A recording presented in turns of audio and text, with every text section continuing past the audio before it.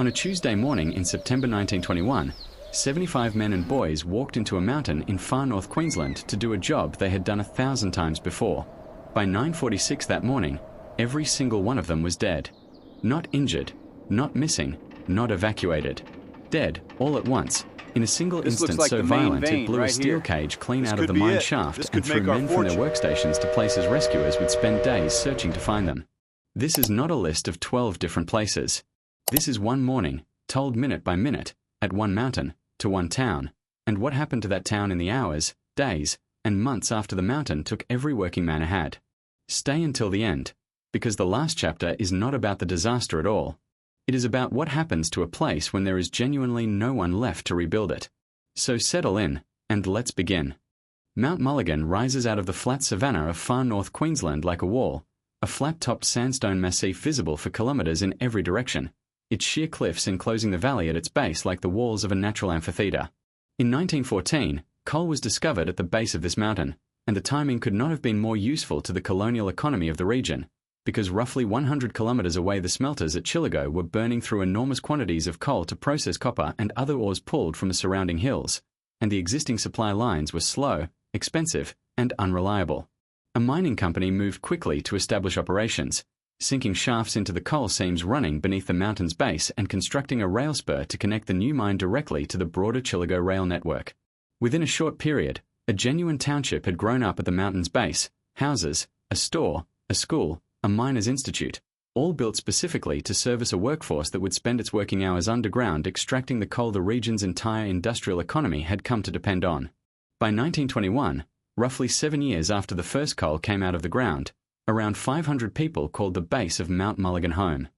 Life at Mount Mulligan followed the same daily rhythm common to remote Australian mining towns of the era, structured almost entirely around the mine's shift schedule and the mountain's imposing, ever-present presence at the edge of every street. Families lived in modest company-built housing, women managed households largely without the conveniences available in larger coastal towns, and children attended the local school before many of the boys eventually followed their fathers underground into the same workforce that had brought their families to this remote valley in the first place. The town's isolation was significant even by the standards of far north Queensland, connected to the outside world primarily through the rail line that carried coal out and supplies in, meaning the community at the mountain's base had, out of necessity, become largely self-sufficient and tightly interconnected, the kind of place where genuinely everyone knew everyone else's business, where death in one family was felt across the entire township. The Miners' Institute served as the social heart of the community, hosting dances, meetings, and whatever entertainment the remote settlement could arrange for itself. None of the roughly 500 people living at the base of the mountain that September had any reason to believe the coming Tuesday would be different from any other working day they had lived through before it. The morning of September 19th, 1921 began exactly like every other working morning at Mount Mulligan. Men gathered at the pit head in the pre-dawn darkness, collected their lamps and equipment, exchanged the same tired, routine conversation men share before a long shift underground, and began descending into the mine shafts in groups as the sun came up over the flat-topped mountain looming above the township. By mid-morning, 75 men and boys were working at various points throughout the underground network, hauling coal, operating equipment, moving through tunnels that had been extended and expanded steadily since the mine's opening 7 years earlier. Above ground, the rest of the town carried on its own ordinary Tuesday, women managing households, children in the schoolhouse, the general rhythm of a small company town continuing exactly as it had for years. There was no unusual warning that morning, no reported smell of gas, no indication among the men underground or the families above ground that anything about this particular shift differed in any way from the thousands of ordinary shifts that had come before it. At 9:45 a.m., every one of those ordinary assumptions ended at once. At approximately 9:45 a.m., an ignition of coal dust and methane gas deep within the underground workings triggered a catastrophic explosion that tore through the tunnel network with the 4 survivors above ground would spend the rest of their lives struggling to describe accurately. The blast was powerful enough to blow the mine's cage entirely clear out of the shaft opening, a piece of heavy mining equipment normally used to lower and raise workers and materials, hurled upward and outward by a force strong enough to launch solid steel machinery through open air. Below ground, the explosion tore through the tunnel network with a speed that gave the 75 men working throughout the mine's underground sections no meaningful chance to react, the shockwave and subsequent fire and toxic gas moving through the confined tunnel system faster than any human being could have possibly outrun it, regardless of experience or proximity to an exit. Every single man working underground at that moment was killed, some instantly in the initial blast, others in the seconds that followed as fire and poisonous gas swept through the confined spaces where they had been standing only moments before. Above ground, the sound and force of the explosion reached the surface immediately, an unmistakable, unprecedented noise that every person in the small township would instantly recognize as something no ordinary working day had ever produced before.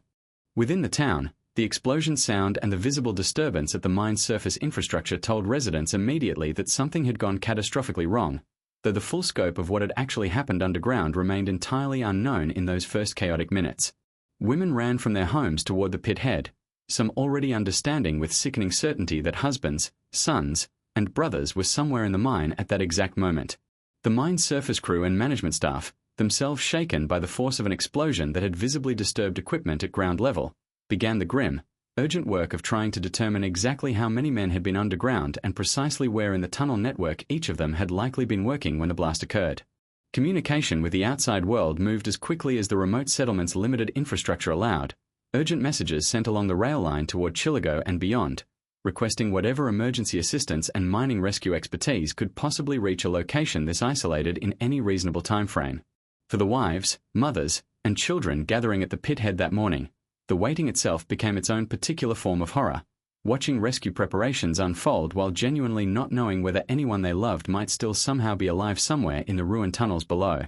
Rescue teams began arriving at Mount Mulligan within hours, drawn from mining operations and emergency response networks across the broader region, men with genuine underground rescue experience descending into a mine that remained dangerous, unstable, and filled with toxic gas even after the initial explosion had passed. The rescue effort quickly and devastatingly confirmed what many at the surface had already begun to fear in the hours immediately following the blast. There would be no survivors to recover, only the bodies of 75 men and boys who had been killed instantly or within moments of the initial explosion. Recovery work proved to be dangerous, physically exhausting, and psychologically brutal in equal measure. Rescue workers navigating unstable, gas-filled tunnels to locate and bring to the surface the remains of men, some of whom had been thrown considerable distances from their original workstations by the force of the blast itself. The recovery operation stretched across multiple days, rescue teams working through the underground network section by section, a grim, methodical process complicated by ongoing safety concerns about further collapses or gas buildup in sections not yet fully searched.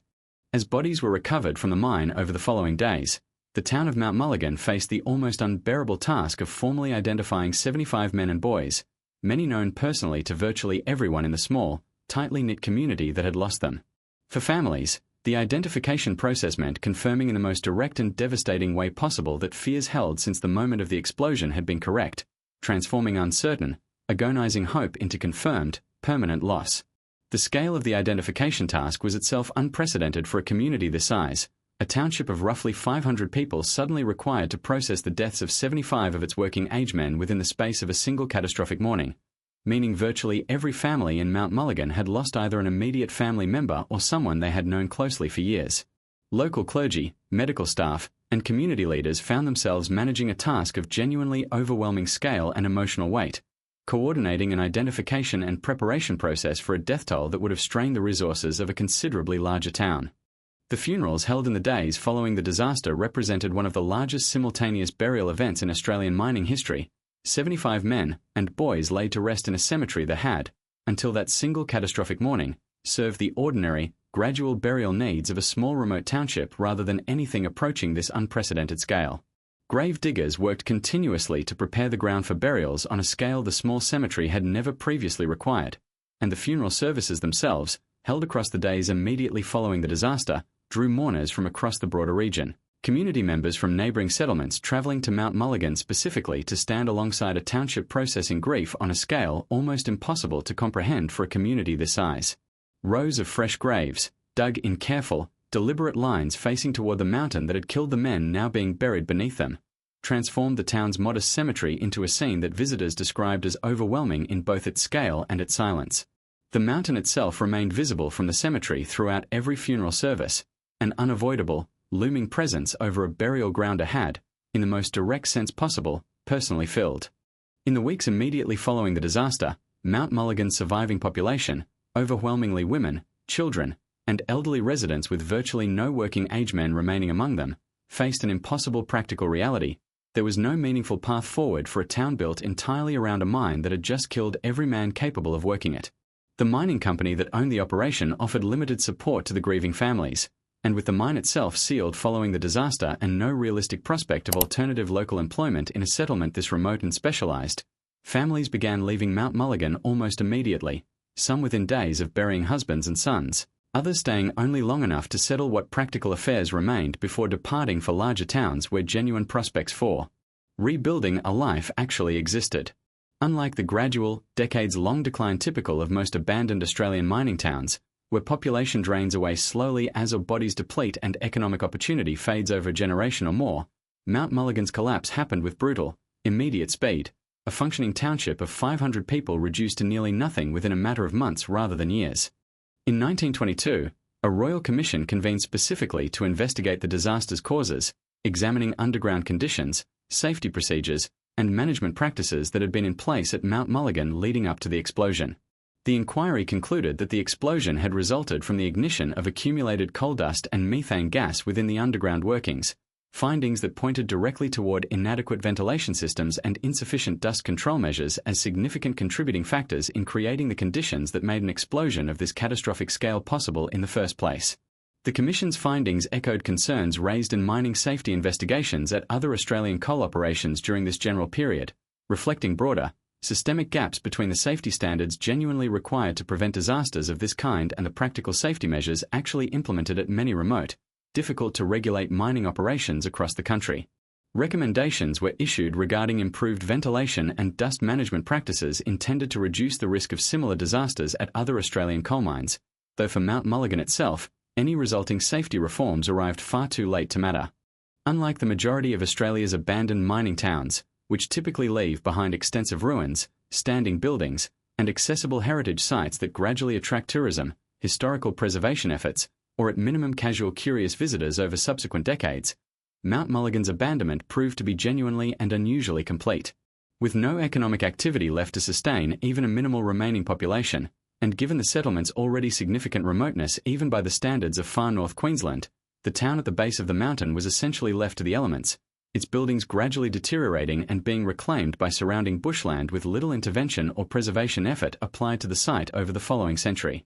The land Mount Mulligan once occupied eventually became incorporated into a private pastoral station, meaning that unlike many other Australian ghost towns freely accessible via public roads, visiting the actual disaster site today requires specific permission from private landowners and a vehicle genuinely capable of handling the rough, largely unmaintained access route leading toward the base of the mountain. This combination of remoteness, private land status, and the sheer completeness of the original abandonment has meant Mount Mulligan has remained one of the most genuinely difficult Australian disaster sites to physically visit.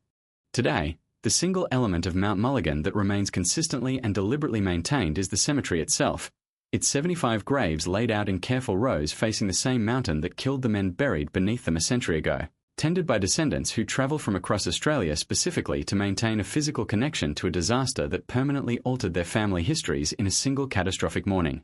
A memorial service is held annually on the anniversary of the explosion, and in 2021, on the disaster's exact centenary, descendants gathered at the base of the mountain to mark 100 years since 75 men and boys walked underground on an ordinary Tuesday morning and never came back up.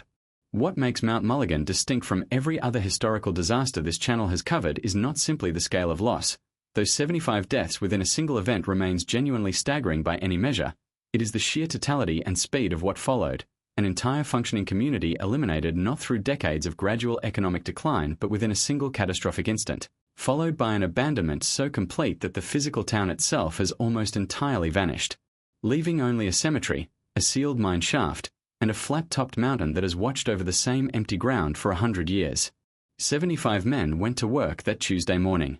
Every single one of them stayed on that mountain forever.